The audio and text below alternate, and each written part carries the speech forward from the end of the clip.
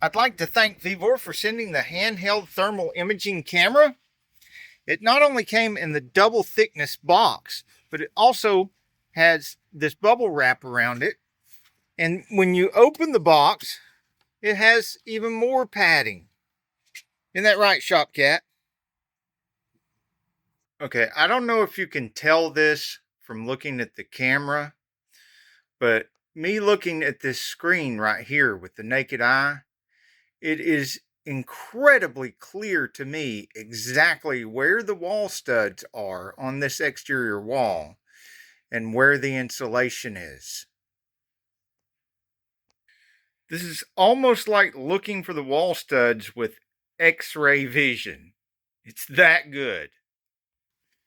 Now, Shopcat knows this old mechanic trick where if I have a random misfire on like a cylinder number 3, I would take that coil and swap it over to 1, erase the code, and see if it comes back as misfire on number 1 now, following the coil that I moved, or if the misfire remains on number 3, telling me that it's not the coil doing it. But what if you have to take all this stuff off just to swap those coils? It's getting more and more nowadays that vehicles are made that way, to where it's really hard to swap coils around. But with something like this, you can just look and see if one of the coils is hotter or colder than the other. And if that coincides with what you're seeing with the code on the vehicle, then you don't have to swap the coils around anymore.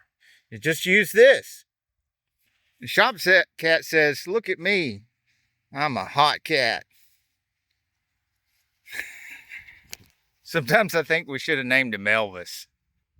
But he's a bouncy, bouncy Tigger.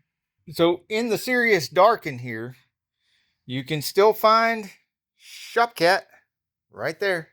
With this, you can clearly see him. Without it, with it, which is not really handy, but it's pretty neat. Now what we want to find are there any cold looking spots on the ceiling that might be leaks in the roof. And wait a minute, look, what is that there? Yeah, look at that streak. It's really small here, and it gets wider and more obvious as it goes up. The wide, obvious streak starting right there. So it looks like we got some water intrusion there that is completely undetectable without this. I mean, right here, it looks perfectly fine. Let's see if you can, if I could shed some light on that. Okay. See that? No streaking at all right here where it's showing up with this Vevor infrared device. Doesn't look like a streak at all. Doesn't look like there's any moisture at all. But yet right there, clear as day, there's a wet streak that's gonna be a problem. It's gonna start rotting that decking if I don't go up there and find it and fix that. Again, let's look at it without it. There's absolutely no indication at all without this of any wetness. I would never have known that. Shop Cat, are you up there doing some roof inspecting of your own? Yeah, he's doing his own inspection. He says, "I'll show y'all how to inspect." You think he can see in infrared without this thing? No, I just realized if you're looking for a critter nest in your home or garage or something like that, man, you'd find it quick with this thing. And look, I just found another one. Obvious streak of moisture leading up to here. It's really bad on here. I mean, it's pretty obvious with this device. Yet take this away, just the camera and the naked eye, even with a bright light shining on it, there's just no indication at all. No clue. Not even right here where the water intrusion is happening. Not a clue of anything going on without this infrared device. And yet, it's giving me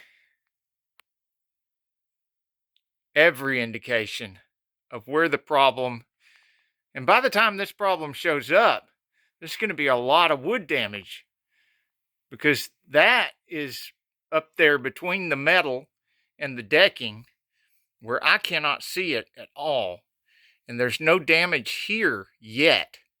But if I wait until the damage starts showing up on the back side of this decking, it's going to be too late. So now I get to fix that before it's too late. There's a small one. None of these are dripping into the barn garage. So I'm planning on going up there and putting some metal up there.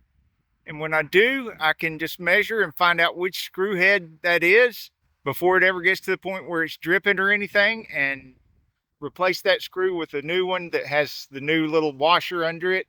Put some silicone under it as well, just to make sure and prevent a problem.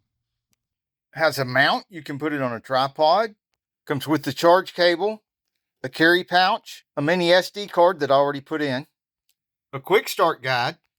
I'm going to keep this box with the foam protector in it to store it in, because that's just handy as can be. I mean, it fits right in there. It's got two little finger holes in there, so it's easy to reach in there and pull it out.